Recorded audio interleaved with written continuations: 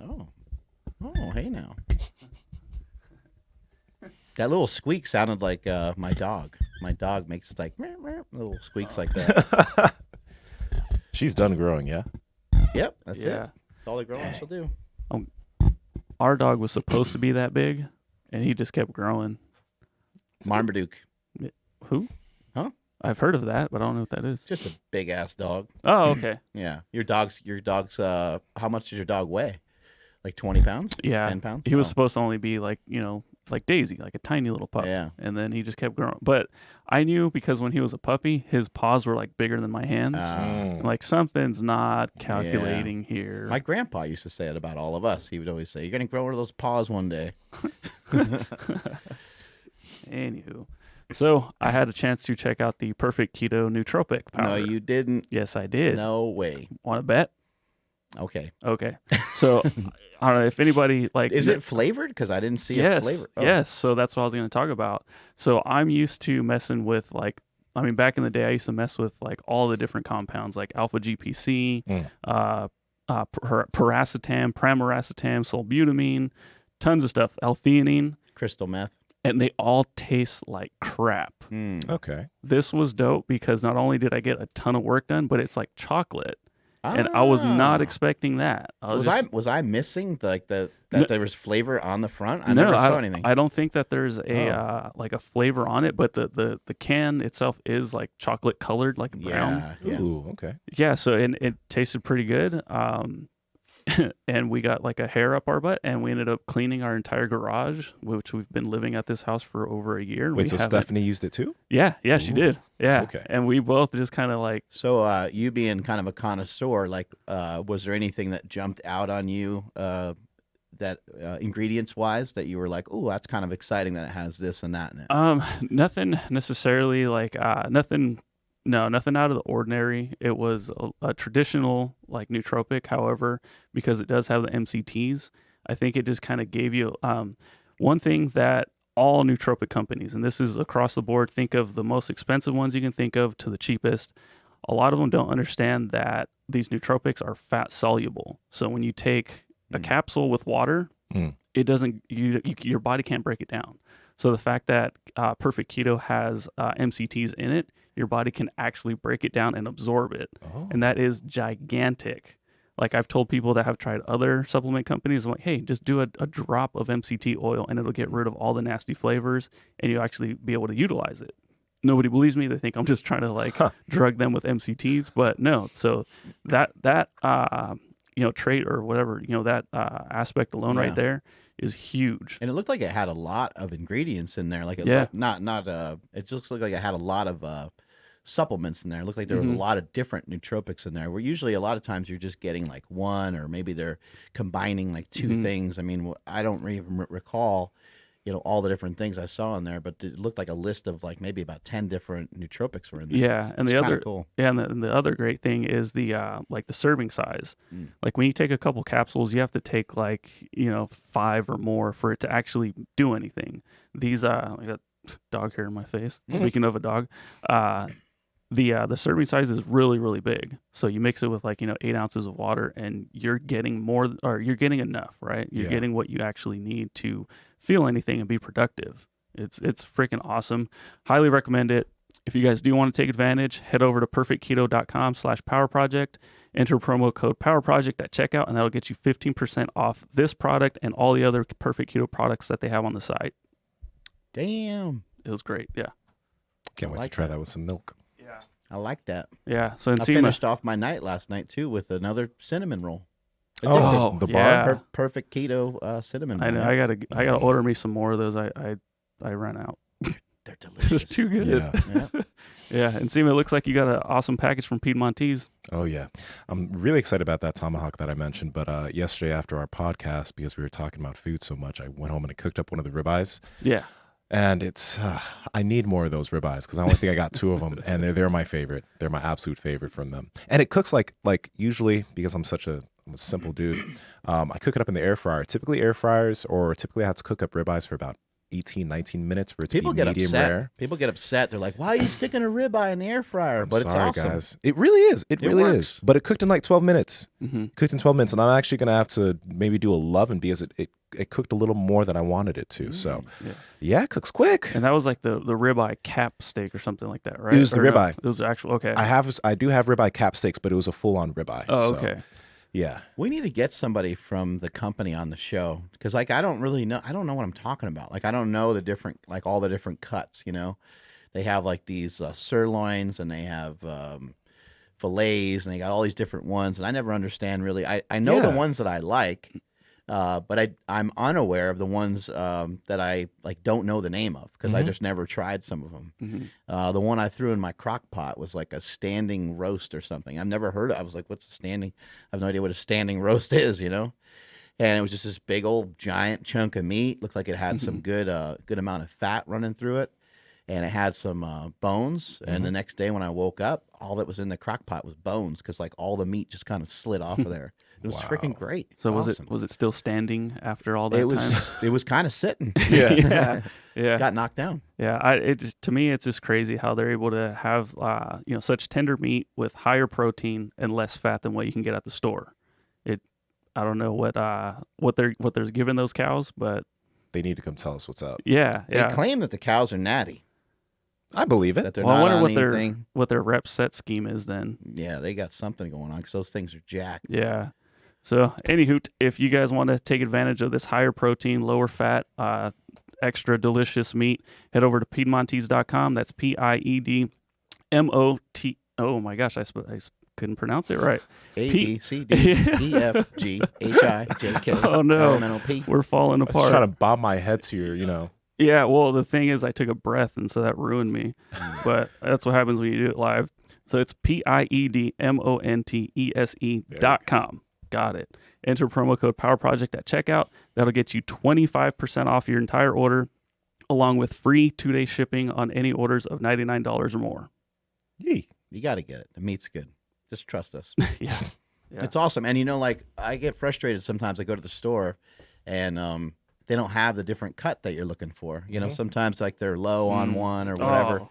And now, now you don't have to worry about any of that stuff. You just go on the site, select what you want, get it over with. Yeah, I do hate that because you have it in your head like I'm going to cook this today, or because like when you pull it out of the freezer or something, you got to wait for it to thaw. But when you go to the store and get it and they don't have it, then you're screwed.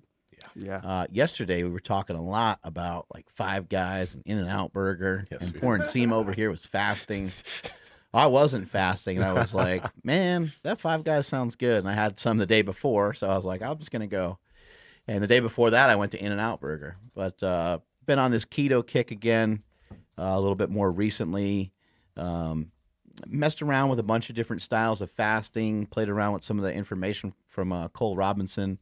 And I wanted to try to get back into ketosis because from what I remember, it was a lot easier to utilize intermittent fasting once I was producing ketones, at least for me.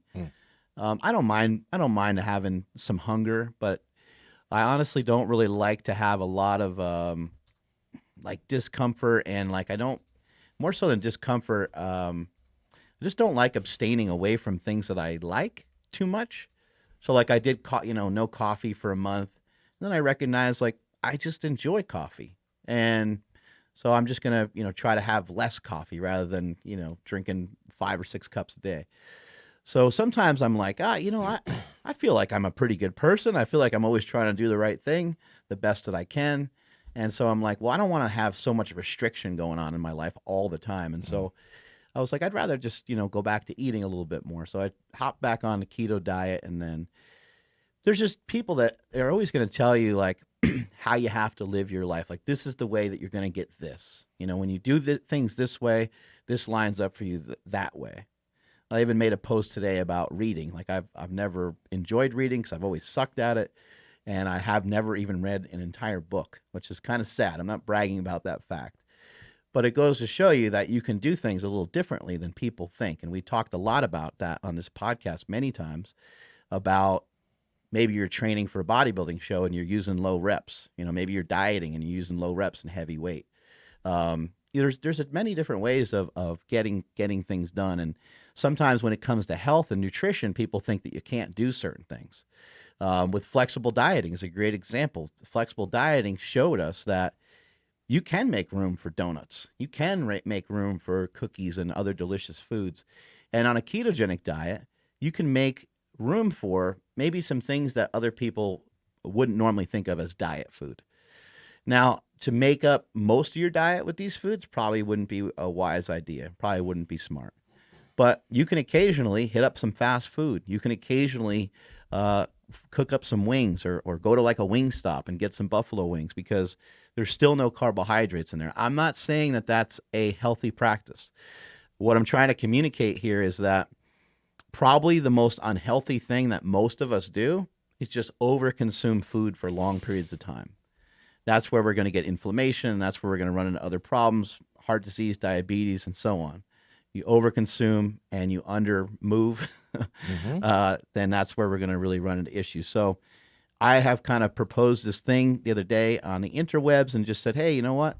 Like, let's all jump on a keto diet for a week. And during that week, like, let's really enjoy ourselves. Like, let's give ourselves something to really look forward to. So whatever fast food place that you dig the most or whatever place you like the most that has something delicious that falls in line with a ketogenic diet, you know, in this case, it's cheeseburgers. Just, you know, go to roll through one of these places every day and load up, you know, enjoy yourself and fill yourself up with some food that you look forward to, that you're excited about. So I went to Five Guys and I loaded up. I got three burgers, no bun, and with some cheese on them. And they were fucking awesome. And the day before that, I went to Five Guys. And the day before that, I went to In-N-Out. So I strung together 3 days of it so far and looking forward to doing it the rest of the week. This is one of the most interesting fitness challenges I've ever heard Yeah. of. I've never been more proud of your consistency the way I am right now. But I'm just like wondering, like, there's probably listeners like, you've been talking about healthy food for months and now you're talking about Five Guys and In-N-Out. How dare you? Still healthy-ish. It's still healthy. And I gotta say, like, I'm not a huge fan of, like, you know, artificial sweeteners and stuff having like artificial stuff in it. However, if it's like, and this is a little drastic, going every day for a week, this is very unconventional for me. Like, I don't normally do this, and I'm not gonna. I mean, I don't think that I'm gonna do this for like the whole year. You know? and even if I did do it for the whole year, it's like that's a drop in the bucket when you consider, you know, what I've done with my whole life, right? And so that's kind of the point here. Is like we're looking at like dosing. We're looking at like dosages, and you know, you can make an argument that this might be unhealthy or that might be unhealthy, but this is what we're talking about here on today's podcast is we're looking at things that are efficient, simple, things to like really look forward to. Like, what's a keto thing that you can look forward to? We can all sit here and say, yeah, man, go home and cook up a ribeye. And that's great. But like, sometimes you don't want to. Sometimes you're tired and you're like, I don't feel like cooking. I feel like eating something different. And yes, you can cook up a burger and throw some cheese on it, and that can be magnificent. But everyone knows what I'm talking about, saying that like something from In-N-Out Burger or something from a Burger King or McDonald's or Wendy's is going to taste way, way different. So that's what's on my mind for today. I feel it. You know, I'm wondering, like, okay, so this is an example. We talked about this yesterday, you know, like places like In-N-Out, places like Five Guys. Even like, I don't know if you've ever heard of like Monsoon Burger or any of these like good quality burger joints, right? After I eat something like that, I'm feeling okay. You know what I mean? Like, nothing up the stomach. It feels all good. I go to a place like Wendy's. I go to a place like McDonald's. My stomach is torn up. So there's like differences in quality. You know what I mean? Like, so I wouldn't go to McDonald's personally. I would not go to McDonald's. No. And like, I don't mean I would never go to McDonald's because they have chocolate sundaes. I think, yeah. Well, I think in the last few years, I think I've been, I don't know, maybe a couple of times. But like, I still like the cheeseburger from McDonald's, but I just get a regular cheeseburger with the bun. It's just from my like childhood. Like I remember that. Same here. I would get 2 burgers, French fries, and like a chocolate shake. And like every once in a blue moon, I'll still do that. But I wouldn't. I wouldn't try to utilize McDonald's for like what I'm talking about here. And I don't have any idea of McDonald's business. I don't have any. I've never tested their meat, or I never saw any information about their meat versus In-N-Out Burger. But I agree with what you're saying. Is like, just from my own like stomach sake, I know how I react to McDonald's versus In-N-Out Burger and versus Five Guys. I haven't felt any adverse effects from Five Guys or In-N-Out Burger. Mm-hmm. And like, yeah, like when you were saying something to look forward to, this is where the flexible dieting crowd, like anybody that's flexible, a flexible dieter, whatever, that's listening to this would be like, yeah, because you from time to time you can make these foods fit your diet. Doesn't mean you have to count it, but like you could go to In-N-Out, like you said, without the bun, and like have 2 patties and some cheese and whatever, and it's going to be perfectly okay. Like I think I used to be a big Chipotle fan. And I like Chipotle a lot because like it's meat, sometimes it's tortilla, it's rice, it's beans. Like it's there's nothing super out of the ordinary. Like you could still go to a lot of these places, get decent food, and it's not going to wreck you. It doesn't have an insane amount of carbohydrates. If you are keto, like you could go to Chipotle, and if you want, well, yeah, you wouldn't really mess with the rice, but you could get just like meat a lot and cheese. of meat. Yeah. Yeah. Meat and cheese and whatever. You could do that there too. Chick-fil-A is another spot where you could get like the chicken and whatever. That's a tough one, but they make the grilled chicken nuggets. They do make the grilled chicken nuggets. I have indulged in, but DJ is huge. DJ, the previous guest we just had on, yes, he's huge on going. He calls it carnivore keto, and he goes to Chipotle and he just gets a big old bowl of like steak and maybe 1 or 2 other types of meat. Yeah. And just a bunch of cheese and guac. Yeah, they have like 4 or 5 different types of meat there. You can get a bunch of different meat in a bowl.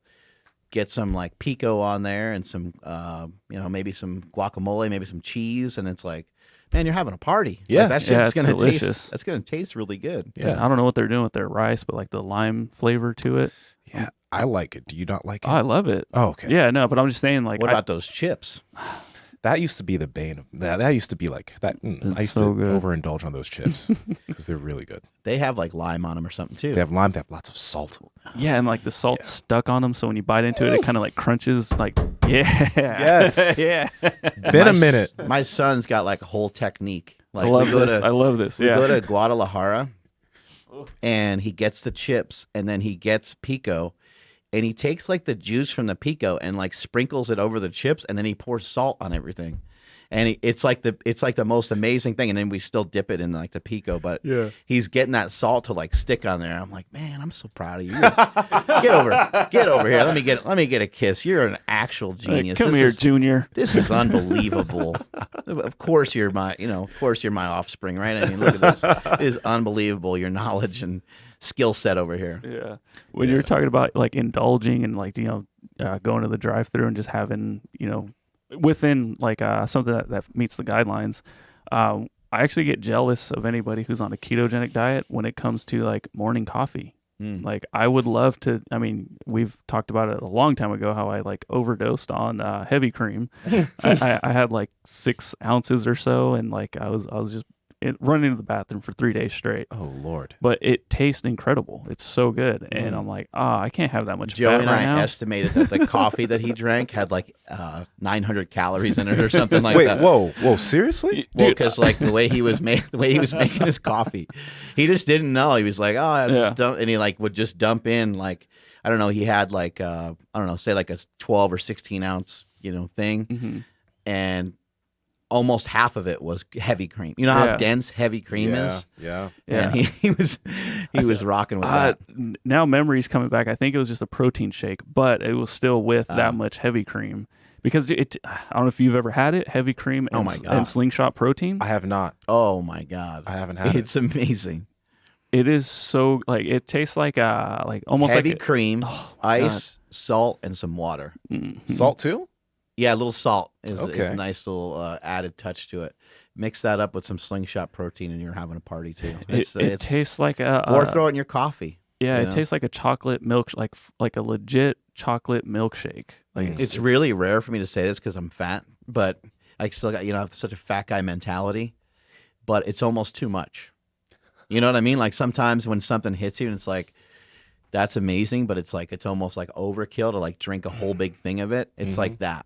you're like, oh my God, this is amazing. Yeah. Yeah, I couldn't hold anything down for 3 days straight because I had so much. It was so good. I was like, oh my God, I want more of this. Wow. Like a little kid, I just tried to bite off more than I could chew. Let's give that a shot. Nsima, because your diet's a little bit more balanced, you have some carbohydrates in there, but you're still not eating a lot.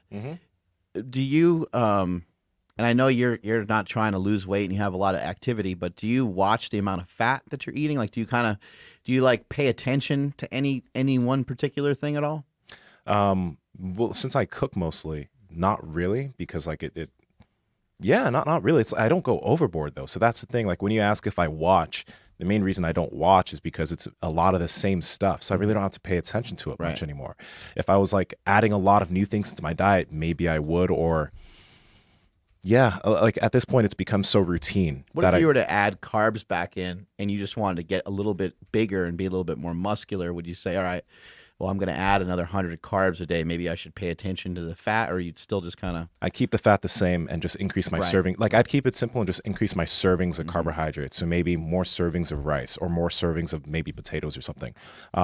Because the amount of fat that I use in terms of my cooking is already pretty high as it is. Right. And I keep that just like, it's pretty consistent. Right. So that's how I would keep it simple. But like even when I go out to eat, like if I do like go to like Five Guys or whatever, because... like if I go there, then I'm not going to make as much food at home. Sometimes I don't worry about removing the bun or something. You know what I mean? Because like, I guess like I'm able to. I do the same sometimes, even on a low carb diet. Yeah. I'll just eat like, we go to De Vere's downtown Davis sometimes. It's like a Irish pub, and they have an amazing burger with a pretzel bun. And it's like, how many carbs are in that bun?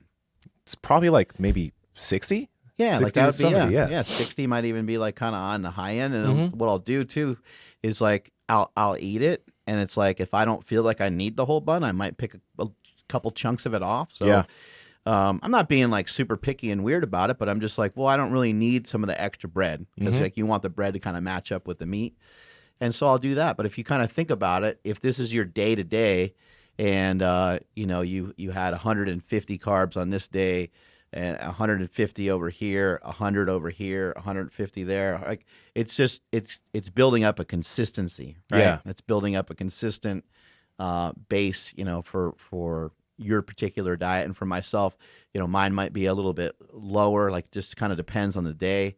But like that 60 grams of carbohydrates, that might be the most amount of carbohydrates that I would have even over the course of a few days, because I might only have like 20 or 30, kind of per day. Because really my main source, I guess, would be, my main source of carbs is probably like Quest bars, vegetables, and really just kind of depends on the mood, but there might be some wine thrown in there as well. Yeah.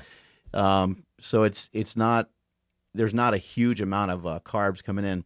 When you were like counting your calories, and it was kind of like years ago, if you were to try to like move things around a little bit, let's say you're going to increase the amount of carbs, and I know that you would kind of track everything, but like if you're going to increase the amount of carbs, would you try to drop the amount of fat? Yes. And that's how you kind of work with some of your clients and stuff like that, right? That's how I would work with that, because like, yeah, especially like at the time that I wasn't utilizing a lot of fat. So maybe my fats are around 70. Sometimes they'd be 60, 70. They wouldn't really go that much higher. I wouldn't be using much butter. I'd be using mainly like cooking spray, because like there's barely or not much fat in that. Sometimes you don't even need to track the amount of fat in that. And yeah, like most of the fat that, first off, and I also wouldn't eat much red meat. I'd eat a little bit of red meat, but most of my like protein was coming from chicken. And that's just to account for fat calories. That's basically to account for fat calories. And if I did have red meat, it'd mainly be like a lot of ground beef or very lean cuts of steak. I forgot I forgot the cut of steak that I used to eat a lot of. It's super lean. I know there's can't like remember it. Like a New York strip or there's something. It's leaner than a New York. Eye It's of leaner. round steak. Those little round, those are super lean too. They're like little round, like almost look like hamburger patties. Okay, maybe it was that, but I would have that, and then I would have a lot There's of ground like beef. 4 grams of fat in there. If that, it's super lean. Yeah, but I would just like, if I was trying to, at that time, if I was trying to get leaner, then I would pay attention to my fat calories, keep them lower, and then my carbs would like, that's the main thing that I would be using as my energy source at that point. But nowadays, partially because of expenditure and also because, again, I'm on the fairly lower side of carbohydrates. Like, again, in the past, I'd be eating 400, 300 something grams of carbs a day. Now it's rare if I get up to 200, but my fats can be much higher. And I do like that much more. I feel much better doing that. So what was the question here exactly? Well, what I'm trying to lead people to is this kind of understanding of we can move stuff around, but one thing that we typically don't move around, and I'm not going to speak in absolutes because there's many, many different ways to diet, and there might be reasons why. Top sirloin, my bad. Oh, there we go. Let's keep going. There might be reasons on why you might want to adjust one thing one way or the other, but in general, protein is kind of fixed. Protein is going to equal in grams whatever your body weight is. You're 190 pounds, 190 grams of protein. And I'm not saying that that's written in stone and that you have to get 190, you're going to lose muscle mass. I'm not saying any of that. We know that that's not necessarily true. But when we're thinking about how to get ourselves full every day, how to supply ourselves with enough nutrients and things like that, we're going to just say, for argument's sake, that the protein is fixed and we can't really mess with it up or down too much. Yeah. It goes up or down 20, 30, 40 grams, not a huge deal, one way or the other.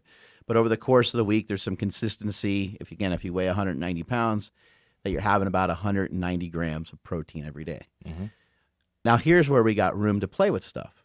When it comes to carbohydrates, we can say, you know what, we're going to go kind of on the lower end of carbohydrates, but we still need an energy source. And since we're trying to keep our protein high, let's have some good cuts of steak. We'll keep the protein high. We'll keep the fat. It's kind of depending on what you did with the carbohydrates. If you don't have any carbs, you can kind of almost go high fat. Yeah. And so now you have some things to play around with. You got some things to kind of slide around. Now, if you're like, man, I do workouts twice a day, I might need a little bit more carbohydrates. I don't feel like I'm recovering from my workouts. I still want to be a little bit bigger. Well, that's when we would shift the carbohydrates up and we would bring the fat down. But you can't bring everything, can't have everything going up. Yeah. The standard American diet probably would look more like this for someone who weighs 190 pounds. They may get, on a good day, they may get 100 grams of protein. They're probably in the neighborhood of around 300 grams of carbs, and they're probably in the neighborhood of 200 grams of fat or 150 grams of fat, which all of that is man, that diet is really fucked. It just needs so many changes, right? And if people just gravitated towards, let me just try to follow just one rule. These guys say a lot of stuff, man. They talk about 10-minute walks and they talk a lot about fasting. Maybe just try to grasp, you're going to need more than one rule eventually to continue to make progress. But if you just follow one thing, it's get that protein locked in first. Let's get that protein about 1 gram per pound of body weight. Then we can start to introduce some other things. But that's what I've noticed over the years and what I've noticed from talking to so many people. It's the protein seems pretty fixed. We don't really have a lot of room to really be effing with that too much. And if we want to play around with stuff to get leaner or bigger, it would be the carbohydrates and fat. Yeah. And one thing that I think also a lot of people can get from this, when you were talking about a lot of the food that you have every single day, you mentioned carbohydrates, you like wine every now and then. But a lot of people I know a lot of guys that drink a lot of juice because they like juice, right? Sometimes we don't keep track of the amount of liquid calories that we get from, or carbohydrates we get from juices or a lot of this stuff. Stan Efferding, he talks about utilizing orange juice as vitamin C and when you're bulking, right? But it's structured use. He's not just drinking orange juice all day, every single day. So I don't have any calories other than milk, right? I don't have any carbohydrates coming from liquids. And that's one thing that also makes it easy to keep it down. But when you look at a lot of individuals probably have a lot of things in their fridge in terms of liquid calories that are just ramping up the total amount of calories they're having each day and they don't even realize it. You could take that out on its own and it would probably make a massive difference in terms of your overall diet.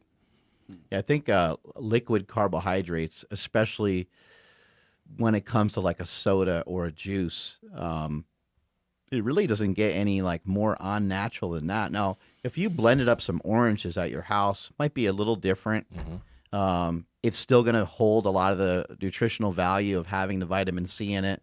The fiber is going to be kind of broken down and things like that. Um, but kind of other than that, I mean, you're really asking your body to do something that it's not really designed to do. And I'm not saying we don't do that with other things. I mean, coffee and things like this. I mean, maybe we're saturating ourselves with a bunch of shit that we shouldn't be doing. But I can't think of a thing that you can ask your body to do that's almost more complicated than trying to figure out what to do with the 60 grams of carbohydrates from a little tiny shot of soda. Yeah. And then you ask your body to do it like 3 or 4 times a day. It might seem kind of innocent. You're like, oh, I only have like 2 or 3 a day. Or even the sugar you put in your coffee and stuff. It's just like, it's really, now if you're paying attention to the amount that you're using, 1 teaspoon of sugar once or twice a day, I don't have a huge problem with that. If that makes your coffee that much more enjoyable and you really dig that and you're fairly happy with the direction you're going with your diet, then not a huge deal. But yeah, man, that would be a great place to look, is to maybe try to figure out a way. And that's where like artificial sweeteners can come in. And I know that there's a big thing about artificial sweeteners, but you mentioned earlier about the cooking spray. Who the fuck knows what's in a cooking spray? Yeah. I mean, we can try to get fancy and we can try to buy like a coconut oil cooking spray or whatever, but still, who the hell knows what's really in, some of these cooking things, but they don't have hardly any calories in them. And that's kind of the advantage because, again, if we go back to what I said in the beginning, probably one of the more harmful things that we're doing is just like the overconsumption of food in general. Would there ever be a scenario where taking in liquid calories to help meet your macro, like to help me? Because I'm thinking like if I kind of want to switch over to a keto diet right now, just because I need to switch it up. Something's not, working for me right now. But I am worried about not getting in enough calories because, as you guys know, it's kind of hard for me when I'm fasting to get all the meals in, towards the end of the day. Calories from fat or carbs? No, I'm just saying because you said to pull all the liquid, calories out. And I'm just asking, like, would there ever be a scenario where, like, okay, maybe it is okay for Andrew because he's trying to, be in a surplus to drink whatever, insert calorie dense liquid. Yeah, I mean, right now we're mainly talking about carbohydrates, but in general, it's important to pay attention to the amount of calories that are coming from your liquids. I would say that, like I've always been a fan of protein shakes. I've had them, for a long time, and I don't mind kind of like almost like ending a day with that. What I would have a problem with, whether you're trying to bulk or whether you're trying to lean out, I don't think it makes a lot of sense. Unless maybe you're trying to use it to like curb your appetite. I don't think it makes a lot of sense to kind of fill yourself up with that stuff during the day. Kind of a little bit like a protein bar. Like a protein bar is so inferior to just eating like a steak. Right. It's not even close. So if you were to fill your stomach up even a little bit with a protein bar or two, I think it's a negative because I think that you're taking up real estate for otherwise healthy and nutrient dense food. You're doing yourself a disservice at that point. Right. Okay. Yeah. And like, I think when I was mentioning liquid calories, it's situational sometimes. Because I was kind of addressing people that are trying to lose weight, right? They're eating too much food. And a lot of that food's coming from like juice or things that they don't realize.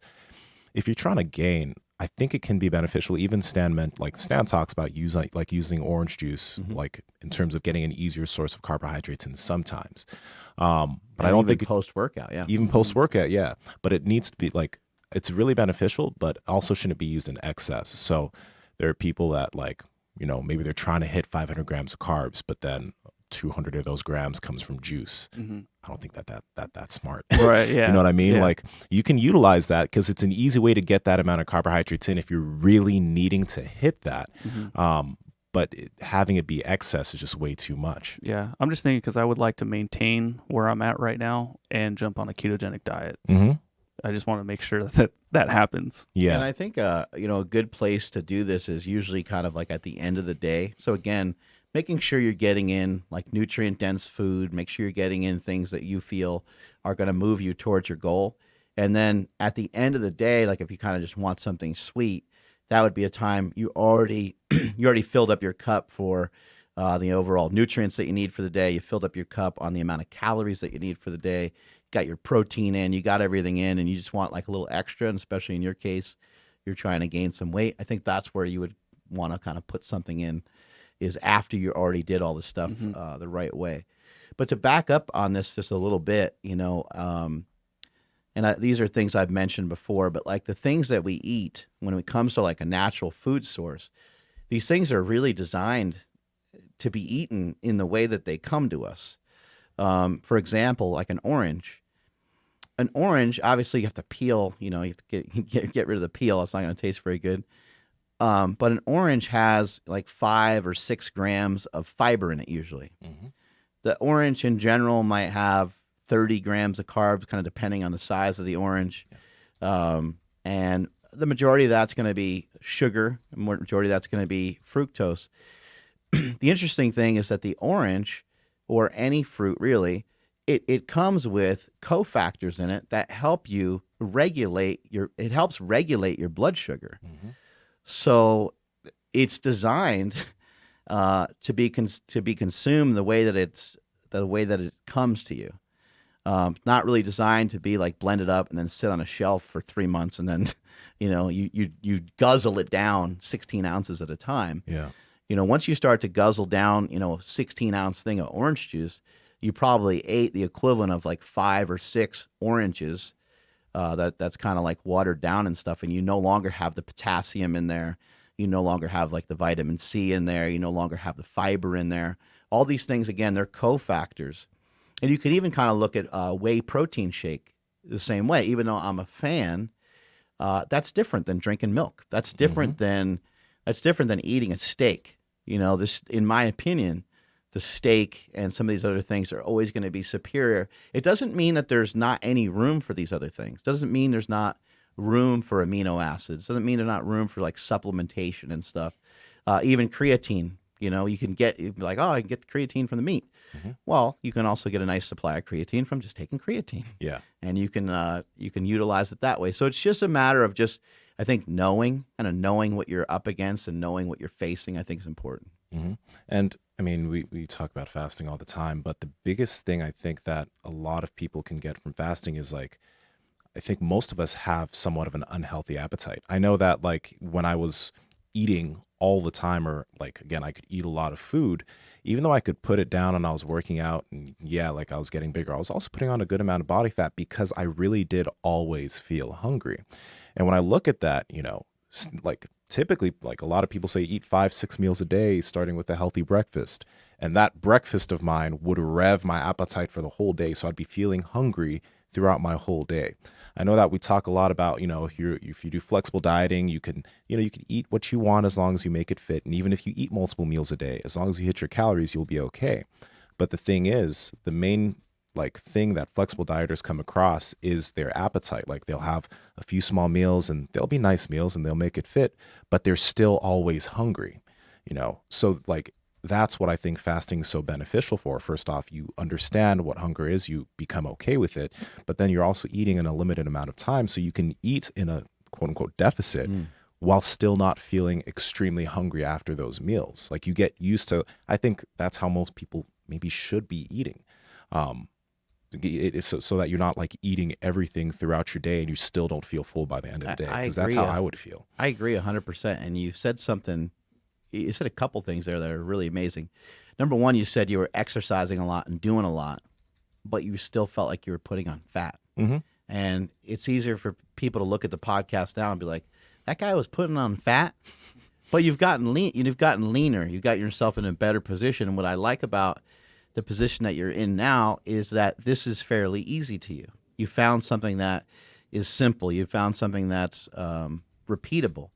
And early on, one of the first podcasts that all three of us did, we talked a lot about control, trying to figure out how to gain control. And I know jiu-jitsu is all about, how to control your emotions and how to control your breathing and how to ultimately try to control the other guy and get them in a position where they have to like submit. They have to basically, give up. And I think that's what we're all looking for when it comes to our nutrition, when it comes to our diet. If you're someone that has struggled, you're stuck, you can't lose weight anymore. You're just like damn it, I feel like I'm really trying pretty damn hard. And if we're all honest to ourselves, we can say, yeah, I could try harder. But you're like, man, I'm going at like 85%. When I'm in the gym, I'm busting my ass. I'm pretty restrictive with my nutrition, but for some reason, it's not all, connecting. And a lot of it's just the appetite. If you can figure out a way to gain some control of it, and what Nsima is suggesting is by utilizing some intermittent fasting, maybe you're somebody that's pretty used to when it's time to eat, you really love to buckle down and get after it and feel full. Well, if you have some strategy behind that, you might be able to still do that 2 or 3 times a day. You just can't do it 5 or 6 times a day.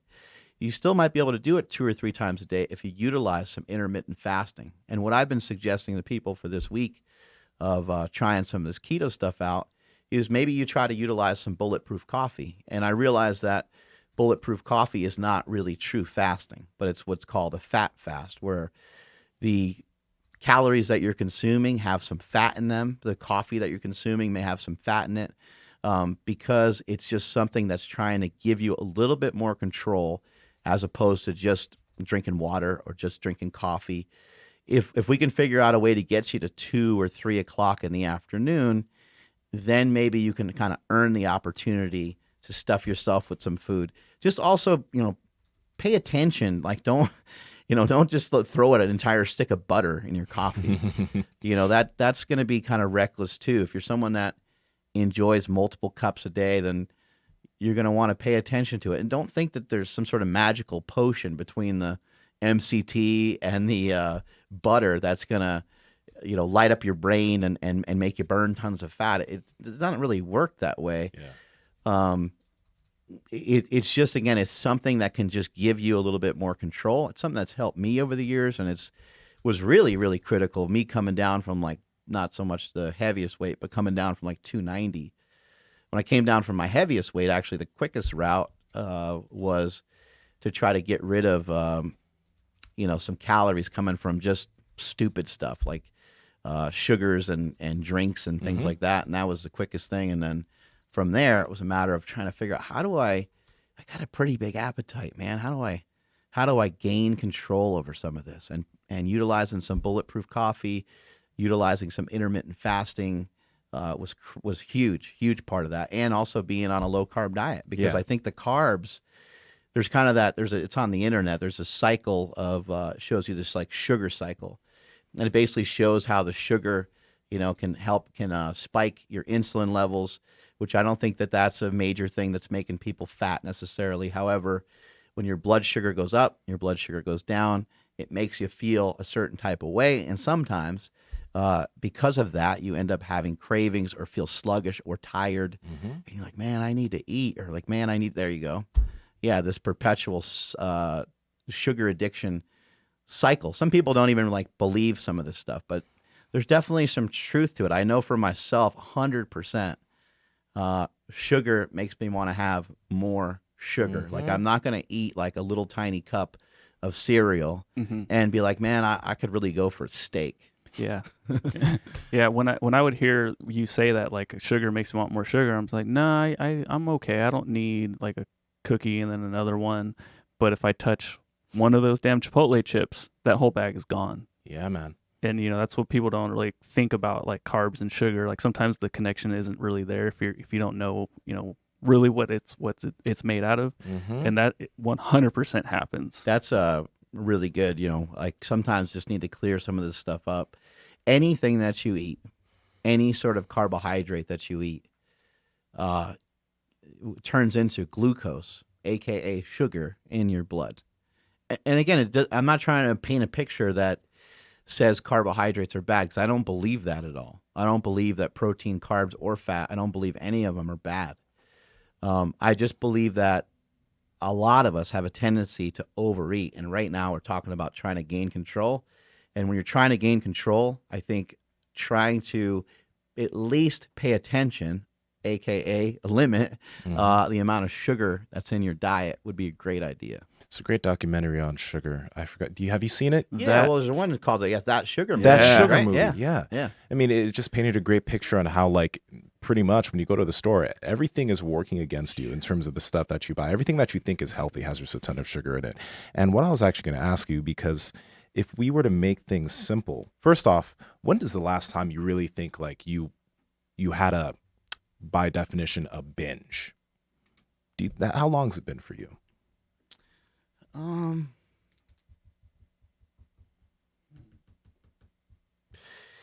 It's good that you have to think about it. Yeah. It's been a little bit. Like I also want to make sure people understand too, I'm not insanely strict all the time. You know, I fall into these modes where I get real strict. Like lately I've been a little less strict. I've actually just was like, because I was trying some fasting. I was trying some like harder fasting. And I was trying some of Cole's stuff, the snake diet guy. And it was so hard for me to fast in the latter half of the day. So I was like, man, that shouldn't be that hard. So I'm like, all right, let me back up a second and let me start over with some of the basics, because I should be able to do that. Like I was kind of like, oh shit, I'm really struggling with this. And so I backed up and said, let me build into it the same way I would build into like a heavy squat. I would train for it. You kind of earn that certain amount of training. You have a training level. You trained up to it. And now you earn this kind of new level of fitness, and you can then train at a completely different level than the way you were training before. And I think it's sometimes when somebody watches someone like yourself come in here and they're like, man, he deadlifted 625 for reps, and then he was going back. It's like, no, slow down a second. That's his fitness level. And it looks crazy to you, but it's not crazy to him. It's actually very normal for you. And if we said, hey, can you do it the next day? Could you do it the next day? Could you do it the next day?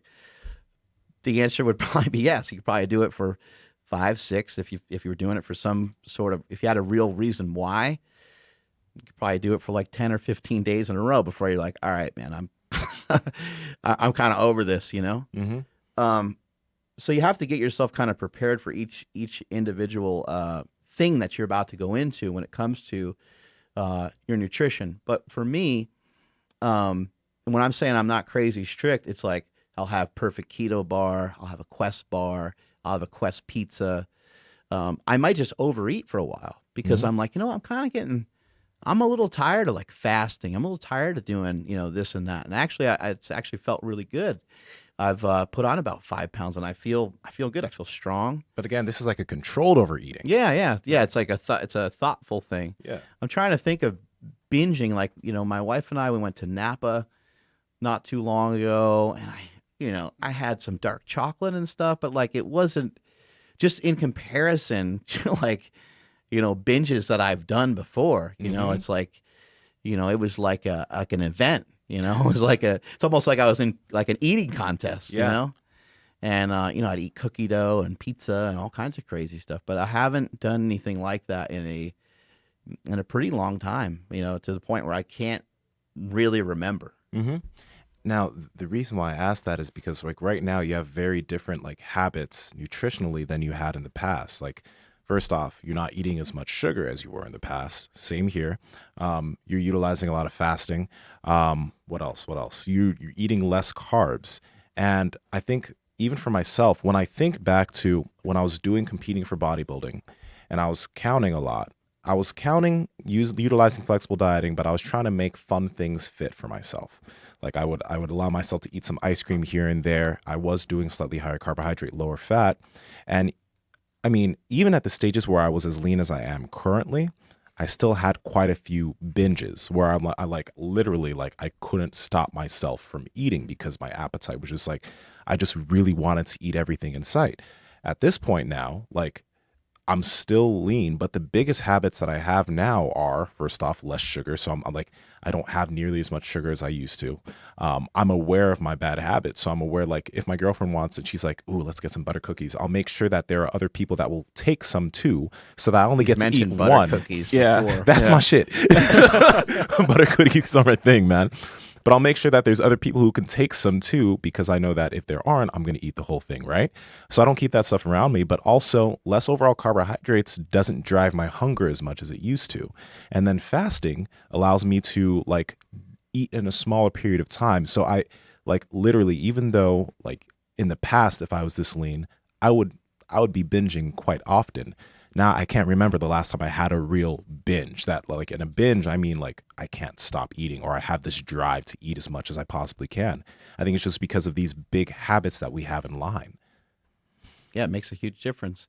What do you do if you're just like dying for like say like a burrito or tacos or pasta or like whatever, whatever thing like hits you? What do you usually just say, all right, well, put it in the back of my mind, I'm gonna go eat that in a couple days. That's the thing though, like because again, typically if I have that feeling or if I really want that, that's something that I've thought of earlier in the day. And since I fast mostly every single day, I know that I can have that and then I'll just make my next meal a little bit smaller. You know what I mean? So it's not like something that I have to plan for. But you just go and you do it. I just go and I have it. Like, Yeah. and the thing is like, it'll be like a burger or something, or even if it's a burrito, because I haven't eaten already throughout my day, or He I'm not doesn't eating believe in eating sandwiches. sandwiches. Wait, how do you know that? Because You've I told don't me like before. sandwiches. Yeah. Yeah. Oh, okay. Yeah, I don't like sandwiches. Why He don't you told like me. He told me sandwiches? black people don't eat cold cuts. He told me. Nah, we really don't. You will. It's true. You won't see many of us have like cold sandwiches. That is disgusting. Subway won't work. Why? Yeah. Why would you eat cold meat? Yeah, I don't Because know. it's cheap. Yeah. See. That's the only reason why we ate tons of bologna growing up. Mm, It's not Look at his good. face. It's Look not at his- good. No. Look at his face.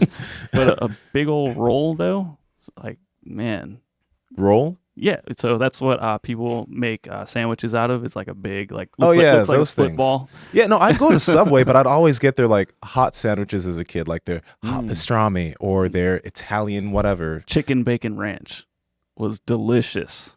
Wasn't that warm too? Yeah. Yeah. Yeah, it was just a pile of ranch with bacon and chicken. Yeah. But I think no, this is where I think like fasting really comes in line, because let's say that you've already built the habit of not eating for most of your day. So you only fast for 16, right? 16 hours, and at 4 p.m. rolls around, right? And you do want like a burger or something. Well, now, I mean, you're probably going to sleep at 10 or 11. You know that you could go out and get yourself a burger without a bun or with, depending on your type of diet. And then if you make a meal later, you're just not going to make a massive meal. But if you've already eaten breakfast, you've had a snack at work, you've had something else, and now you're like, fuck, I really want a burger.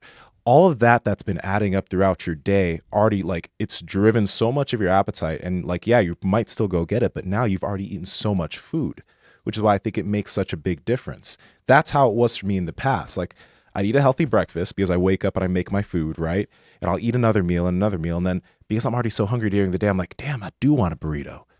But I've already eaten so much food that if I go get it now, oh, fuck it, I'm gonna go get it anyway. So now I've eaten so much, so I think that's where the big difference lies. Something to be aware of too, if you feel like you're getting a lot of cravings, like this I would imagine happens to you just sporadically, and it's probably not all that often, right? If it is something that's starting to happen to you more often, then you have to question your plan. You got to go back and say, it's almost like if you're not recovering from your workouts, like, man, my back is still really tight from that last deadlift session. Well, maybe you did a couple too many sets, maybe your form, you got to go back and investigate like what was wrong. So if you're starting to really be like overwhelmed with a lot of cravings, then you need to kind of go through a checklist. Am I getting enough sleep? Am I eating enough? Like maybe you're just eating way too little. Like maybe you're just been on this perpetual thing of like trying to be skinny, and you can't do it that way. You're gonna have to like kind of lose some weight in stages for those of you that are trying to lose weight.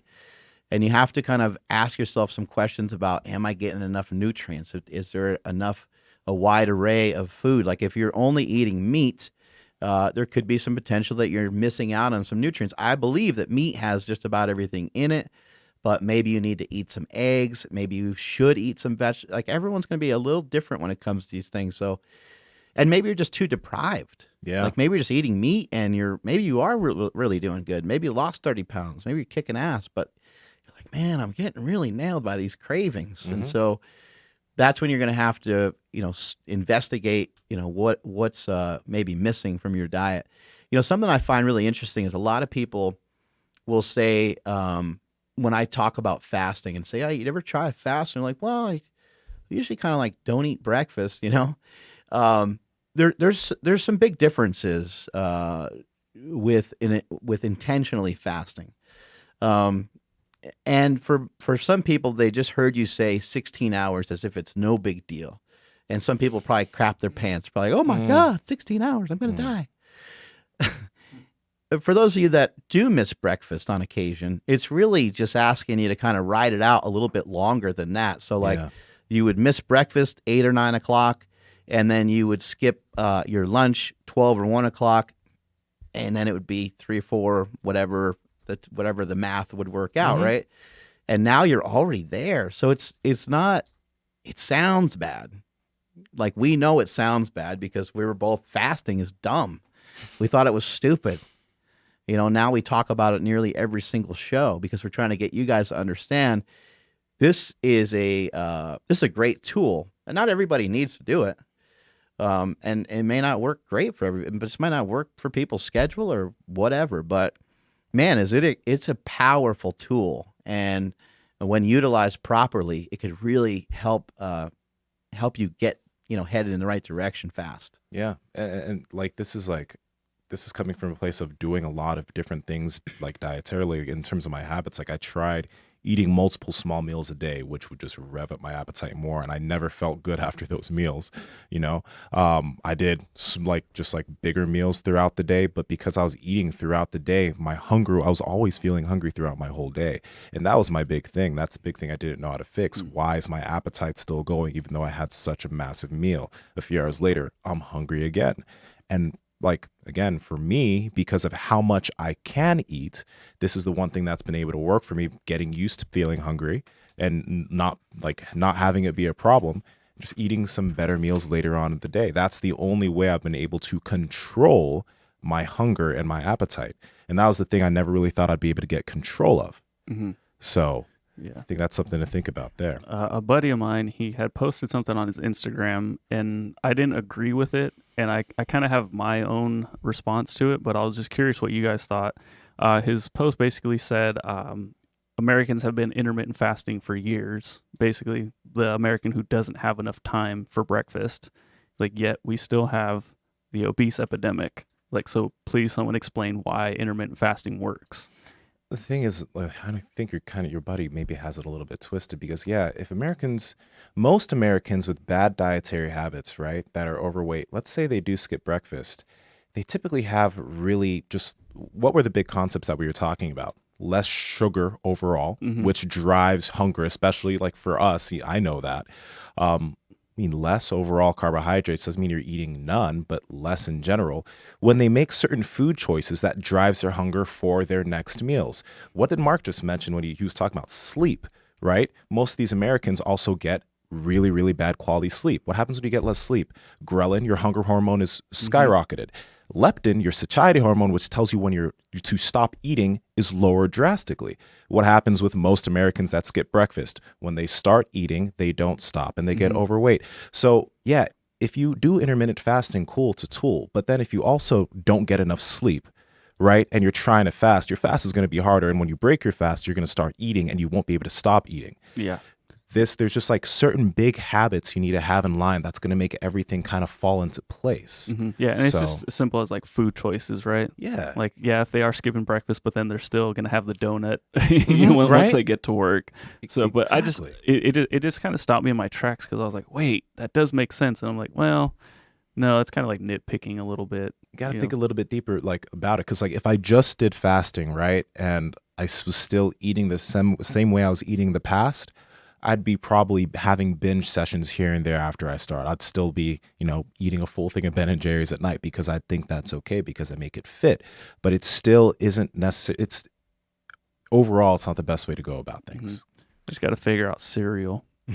That's the one thing that gets me. There's also, there's a price to pay for everything, right? So it just costs a certain amount to be in good shape. And I'm not talking about financially, but it costs you a certain amount of time.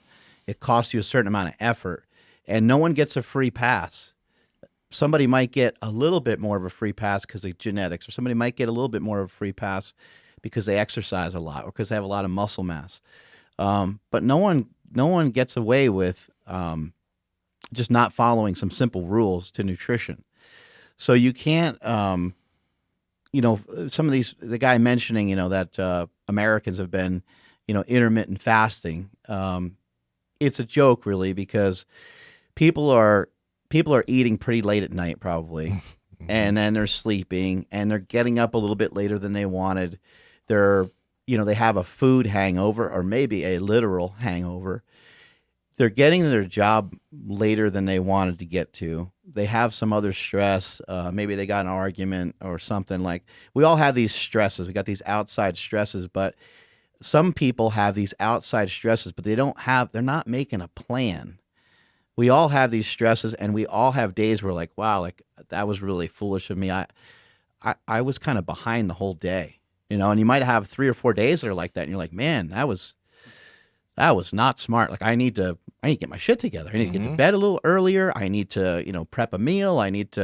But you'll talk to yourself about it. And you'll be like, I need to fix my shit up. I need to clean myself up. I need to call my training partner and make sure I get to the gym on time, and some of these things to kind of make sure that your disciplines are back in line. We all kind of fall out of place, fall out of line. But I think what ends up happening is people are going to bed a little bit later than they should. They're waking up a little bit later than they should. They're trying to rush out the door. And so they didn't have a breakfast. They might have had coffee with some sugar and some cream in it. So they already got some sugar in.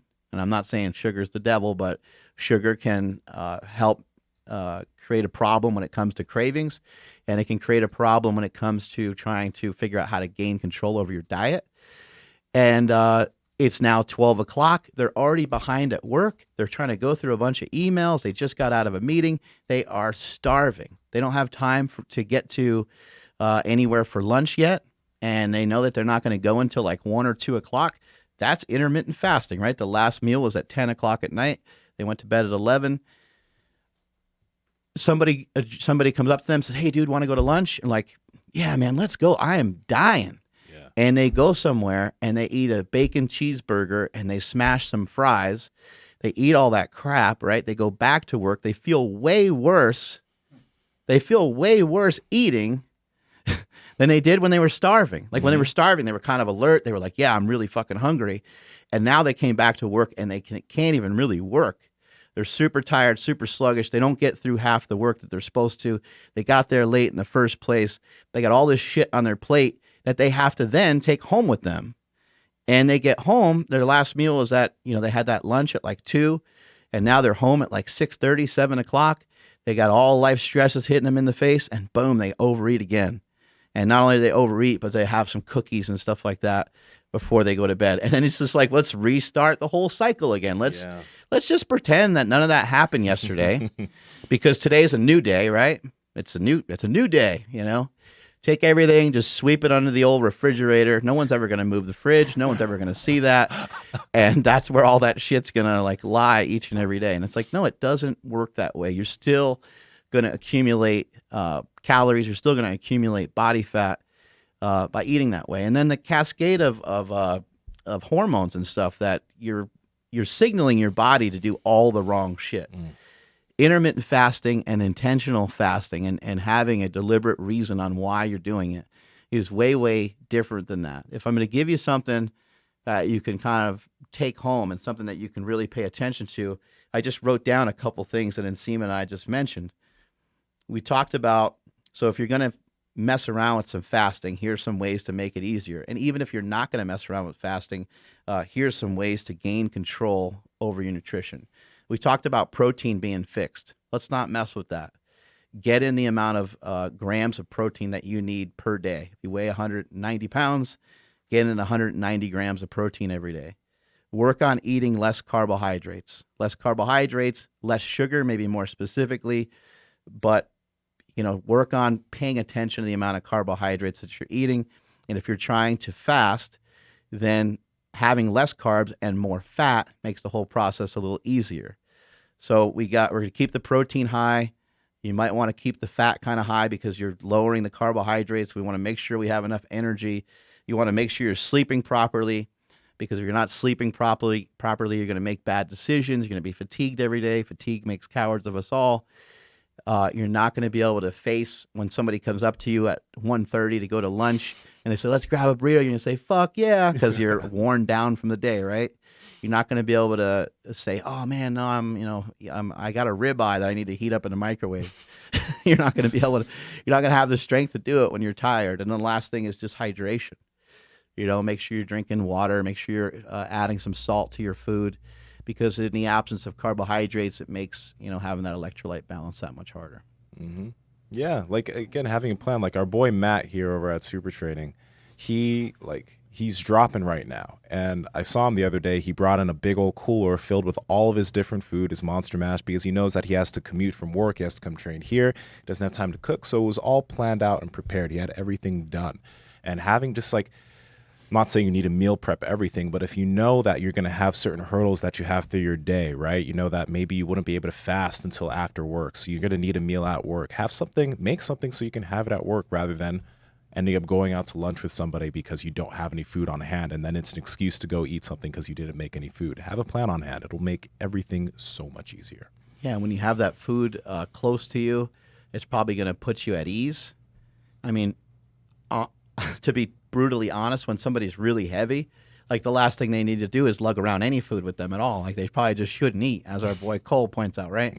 But we also know that's a recipe for disaster, because you're going to not eat for, 20 hours, then you're going to be starving, and then you're going to, be face down in a pint of Ben & Jerry's, and you're going to kind of repeat that cycle again. And so having food that's healthy for you, but it's on hand, it's close, it's still good, it still tastes good, alter your diet to make sure it's stuff that you actually like. We just said that you can kind of manipulate the carbohydrates or the fat.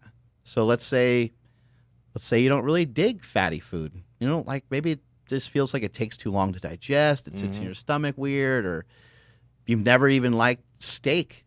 You don't like that. There's some people that don't like those kinds of foods. Some people don't like bacon or eggs. Like, these are all things that I really find to be amazing, but some people don't enjoy them. So if you don't enjoy them, maybe your diet looks different. Maybe you eat leaner types of meat, or maybe you don't even eat any meat at all. But maybe you're more of a carbohydrate person. Maybe you're more of a vegetarian or a vegan. Whatever the case is, find what feels good and tastes good to you, and then just sort of gravitate towards that. But if you're going to have the carbs high, you probably need to pull the fat down a little bit. Yeah. Let me ask you this. Are you aware, or do you know if your palate has changed now versus maybe when you were 300 something versus before? Because it seemed like you could always eat fatty food, right? But you also eat a lot of carbs. Yeah. What's changed in terms of what you actually enjoy, or what you notice in terms of the food you eat? I think definitely my palate has changed, but my mindset has also changed. I can look at like Doritos and just be like, that's not part of any plan that we have. Yeah. And it's not. And also I've kind of weighed out most of these things to the point where I'm like, it's just not worth it. Like, I like Doritos just like anybody else, but I actually like sweets better. So if I'm going to cheat, I want it to be worthwhile. If I'm going to be following my plan, following my diet, I want it to be worthwhile. I'm trying to think. There's no food that I eat that I don't like. I like them all. They taste good. They make me feel good. And so it's like, I don't feel like when I'm eating a steak, I'm not like, man, I wish I was eating something else. Like, I'm really enjoying it. Mm-hmm. And so, yeah, my palate has changed a lot over the years. And luckily for me, and this is probably a big issue with a lot of people. So before I weighed 330, I was pretty healthy. I was pretty health conscious. I was already into all this shit. I was already lifting a lot, and I was already way into it, to the point where I could just eat spinach pretty much just by itself. I liked the taste of spinach. I liked the taste of raw almonds. I've learned over a period of time, I learned to really start to enjoy that. I read an article a long time ago, and it talked about how people don't even understand what spinach tastes like by itself, or people don't even understand what an almond tastes like by itself. They only know it's salted and roasted and everything else, right? And so I remember, reading that, and I was like, they're talking to me. But I wasn't even fat then. I was in good shape. I just, everything I ate at the time had artificial sweeteners in it, or I was pouring, teriyaki sauce on stuff, or soy sauce, or I was always trying to alter the flavor, mustard, ketchup, whatever way I could like make something, quote unquote, taste better. Even like a steak is a great example. What's the best way to have a steak? Best way to have a steak is with like nothing on it, some salt, some pepper, maybe some butter. But like a steak is amazing. Yeah. If you go to a fancy-ish restaurant and it's a place that caters to like older people, it's interesting because older people and younger people are the same. When you're like 60 plus and when you're like 7 and under, it's like the same palate. And I think you'll notice that at those places, they'll throw a lot of crap on top of the steaks, like a lot of sauces and stuff. And you're like, why in the fuck would you throw a bunch of sauce on top of steak? Like, what is, maybe on the side, maybe you dip some of it in there and you get a little flavor on there. But it's like, man, what are you doing throwing this sauce all over everything?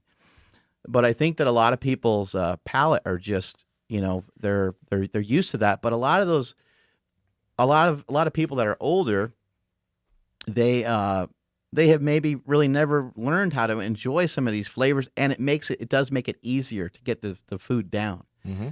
But I would say, like, for most people, I think just try to take a big ass step back, only put on the food what you really think you need, and ask yourself, like, do you really need it? Yeah. Like, don't be such a pussy all the time. Like, do you really need that? Do you, try to weigh out, like, what does this all really look like? Do you need to put like ketchup on your hamburger, or can you just eat it? You should be able to eat it plain. You should be able to learn what the actual hamburger tastes like. So yeah, that was a huge hurdle to get past, is, kind of changing my taste buds. But luckily for me, it was like changing it back to where it was in the beginning. Mm-hmm. And what you said last was like what really made sense to me there, or everything made sense. But that's what I was getting at, because I think who's the fighter that we had on here who has the Bear? He has a son named Bear or whatever. What's his name? Kyle Kingsbury. Kyle Kingsbury. When he came on, he was talking about how like Bear will have a cookie or whatever and be like, that's too sweet, right? Well, what I realized, and it was a few months ago when I think I had like a milkshake or something, and like when I had it, that was like one of the first times where I was like, damn, this is sweet as hell. Like I started feeling like really at the back of my palate, I was like, this is tiring. Mm-hmm. Like to really take it down took some effort, because I was like, God. But in the past, I used to put that down so easily. It was an In-N-Out strawberry vanilla milkshake, and this time I got one of the normal sizes. But in the past, I would get an extra large, because in their milkshakes, like if you get a large, they'll give you a smaller cup. So you have to get an extra large for the real large cup. And I used to be able to down that strawberry vanilla milkshake like nothing, and it would just go down, right?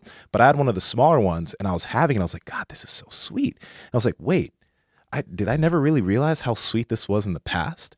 Right. And it's like getting past that point and getting yourself to a point where you almost don't like having too much of that stuff. You can have some of it, but having too much of it is tiring. That's how it should feel.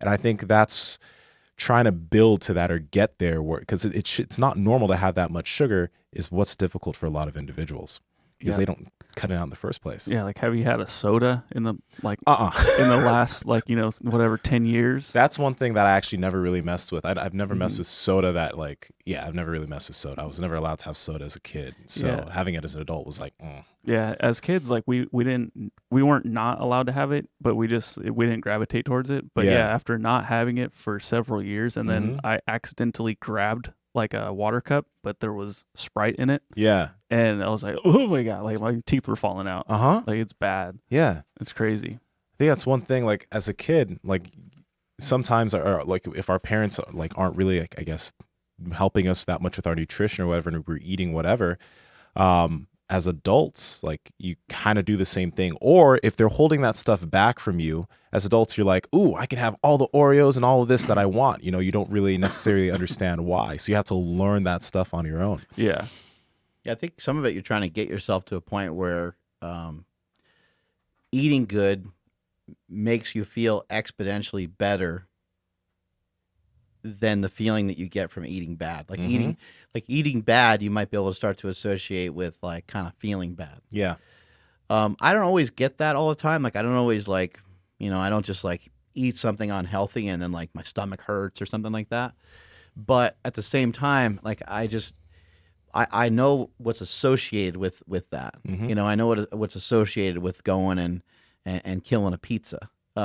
It might just be something that I don't want mentally at that time, because I don't want to deal with like the mental disappointment of the fact that I like wanted to go and do that. So it's sometimes a little hard to kind of weigh out mentally and to like not make yourself a little crazy over some of these cravings sometimes, because you should be like, okay, well, it's okay to go get some pizza, Yeah. here and there. But I think that, once people start to not feel bad anymore, I guess that's my main point. It's like once people start to not feel shitty anymore, they're going to be like, I don't want to really ever feel that way again. And so that like it can be a slippery slope. You can go through more than one day of like eating crappy. And once you start to do that again, you're going to start to feel the way that you used to. I get that question a lot. People are like, man, you must feel great now. I'm like, well, I've always felt pretty good. But when I was bigger, I don't think I even really realized all the different challenges and all the different things that I felt all the time. Like I remember my lower back was just constantly super tight. I didn't have a bad lower back, but it was just always crazy, crazy tight. And it wasn't like I woke up one day at 240 pounds and I was like, oh man, my back feels great. It was a slow burn. It was like a slow boil, to kind of like start to feel better. It took years, really. It took a long time. And then I didn't notice that I felt great. I noticed that I didn't feel bad anymore. And that's going to be kind of the trick for people, is like, how can you're not going to all of a sudden feel great from eating great. And just like I just mentioned too, like you're not going to all of a sudden feel bad just from eating bad. It doesn't really always work that way. It's not really like a 1-to-1 ratio, but over a period of time, you start to lose weight. People will give you a pat on the back. You'll feel great about that. And that will last a little bit, and that will help carry you for a little bit. But after a while, when you start to eat those shitty foods, it starts to kind of infiltrate your like morals, the values that you have towards, reaching some of these goals. Once you start to reach some of those goals, that's really going to build a lot of momentum. And you're just like, I don't want to go backwards. It's not even so much about like just the craving towards the food. It's more like, no, man, like I'm heading this way. Like that's the direction I want to go. I don't want to go backwards. Yeah. What you got over there, Andrew? I was just checking out. We have an upcoming release of a certain strong sleeve. Oh my God! Yeah, I thought it was a shirt. Oh no, the shirt. There's in conjunction with that'll be September 26th though. Yeah. We have a bunch of stuff coming out. Tons so I don't of know stuff. what stuff you're talking about yet. Yeah, I don't know. Maybe I'll hold off on explaining exactly what it is, but I was just reading an email. That's what I was getting at. Oh. But somebody I can't figure out who it was. They had mentioned they'll do a 24-hour fast and then just eat normal the next day, because when they intermittent fast, they can't get in enough calories. And because it's hard for me. Like if I try to stuff my face, like it can be clean or bad calories. I just feel gross if I hit my calorie intake. Whereas you feel gross if you hit your calorie intake? Yeah. Like I feel like I'm eating nonstop for those 8 hours. Oh. Yeah. Okay. And so the thought of doing this, like doing an entire day and then the next day eating like normal, I think is very powerful. I wonder when you say, but okay, so if you're trying to grow, right? I guess like you'll just have to make sure on that next day to eat more food than you typically would in those 2 days, because when you think about it, like you're still going to need a certain amount of overall food in the span of X amount of days to be moving forward in terms of your muscle gain, right? So if you fast fully one day and then eat the next day, that next day you should be eating a little bit more food. If over time you're still trying to gain, that's what I assume. Yeah, so, no, it makes sense. Yeah, like I know that feeling a little gross. I just say, open up the window a little bit. Even it doesn't have to be 16 hours. It could be 12 hours. Right. Like that'll just give yourself more time to eat. Well, there's so many different ways of getting your calories in. I think throwing some like butter on some rice like wouldn't make you necessarily feel gross. You know, it's just gonna add a good amount of calories. It's gonna taste amazing. Tastes great. Yeah, it tastes so good, and it depends on the kind of maybe some of the strategy that you use and the type of food that you use to kind of get you there. But yeah, I guess I see your point, because you're condensing everything down in like 2 or 3 meals. Yeah. It might be a little bit harder, but also I would say that that would probably go away in the course of like 3 days or so, because your appetite's gonna be really good every time you get to those meals. Yeah. So it's, and then also too, when you come off of a fast, like eating something too fast can sometimes mess you up. So meal number 1 might need to be a little bit smaller and a little bit slower. And then you might have to, have a little control going into that first one, and the next 2 might be a little easier to do. Yeah, that's why I really like intermittent fasting, because it gets you pretty pumped up for that first meal. And you're right, I think I do go overboard every single time I touch that first couple bites. I just like, oh my God, it's go time, because I don't really get that feeling a lot. So to have it, I'm like trying to take advantage of it. Yeah. So, but yeah, I think, I don't know. I also want to start looking at like the weekly calorie intake. You had mentioned this before in the past. Like you kind of like save up credits for something later down the road. Yeah. I think that'd be like an even easier way for me to make sure I'm getting all my calories in. Yeah, it's definitely a good strategy. It just like, whenever people learn about that, just make sure to use it responsibly, because when you know that you have 500 grams of carbs to work with, that gives a lot of people an excuse to try and fit in a lot of crap, a lot of like high sugary stuff or whatever, that they don't necessarily need a lot of. And again, it's not like we're saying that's evil in this show. It's just like not like I'll never have any of that type of stuff, but I'll have much less of it than I did in the past. And I don't feel like I crave it as much as I did in the past. So I got a great solution for you to not worry about calories. Don't count them. That too. Don't track them. Just weigh yourself. That too. Weigh yourself. I didn't eat enough yesterday. I weigh less. Yeah.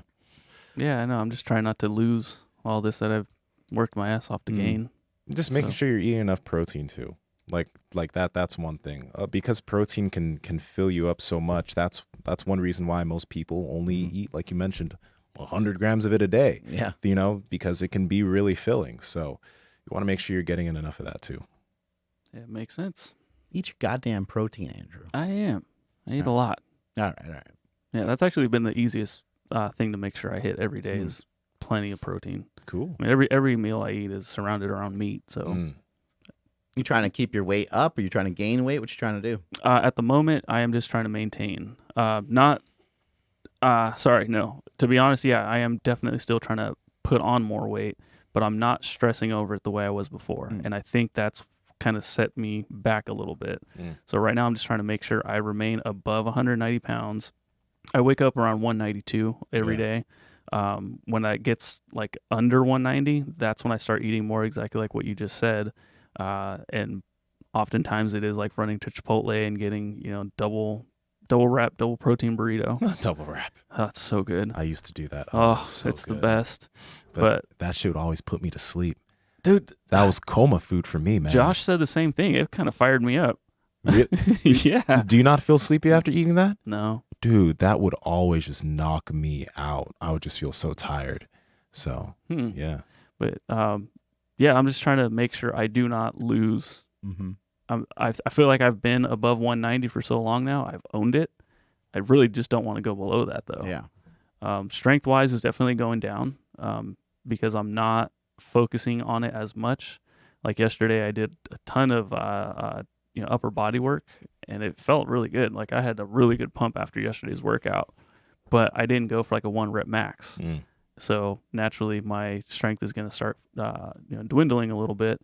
But as long as I can remain above 190 pounds, then I'll be ecstatic. Yeah. I think it's a lot of mental stuff there too. Yeah, I got a lot of stuff going on. Not negatively. Not I mean like that. I mean like just like the drive towards it. You know what I mean? That's all. Absolutely. Yeah. I think your weight. I think it probably wouldn't move that much anyway. Like because you're attached to like weighing 190. Yeah. You might freak out if it went to like 187 or 185, but like you probably have like a new set point to where you're not all of a sudden going to wake up at 178. Yeah. You know what I mean? Like thank goodness. You have a 10-pound swing between 185 and 195 probably. And regardless of kind of like what you do in the course of like a day or two, probably won't matter much, but maybe in the course of like a month or months, would probably matter more. I mean, I think Nsima, you've been a similar-ish body weight for a while now, right? Yeah, weighed myself the other day when I was here Saturday. I was like 248. Yeah. So like that's the thing that like I'm not dropping anymore. This has been my weight for like more than 7-8 months now. It's just been 245 to 250. And I've been where I'm at for like, I mean, with the exception of the bodybuilding show, there were some points where I was pretty like depleted, and I got all the way down to like 220 pounds at one point. But competed at 235. I'm 245 now, and I weighed 240 when I was 16. So it's like it's like a set point for me. Crazy. Yeah, where my body just like bing, it keeps going. I can get to like 230 and then it would creep back up. But it's just kind of you kind of get like a set point, and you get kind of stuck there, Yeah. So with the ketogenic diet in mind, the 1 pound per protein, you said that sticks no matter what, right? Yeah, I would do like 1 gram of fat, 1 gram of protein. Okay.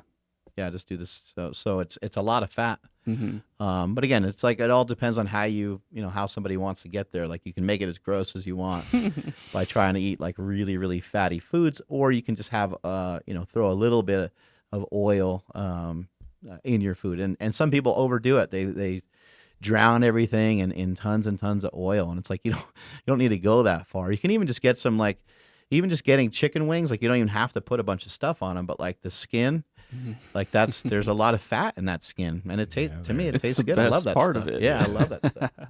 Yeah, I think I just remember really trying to put like MCT oil on everything, and your hands are always like leaving fingerprints everywhere because oil on everything. Your shaker cup is like slippery and stuff. I don't miss that part. Fat everywhere. Yeah, but I do miss some of the food, and I just miss the full filling without the bloat. Yeah, it's fun. That's really good. And I think just doing like because I was doing like the vertical diet, which is a 1-to-1 protein to carb ratio. Yeah, I'll just switch out the carb with the fat. Try it for a little bit. There you go. Strength is never a weakness. Weakness is never strength. Check y'all later.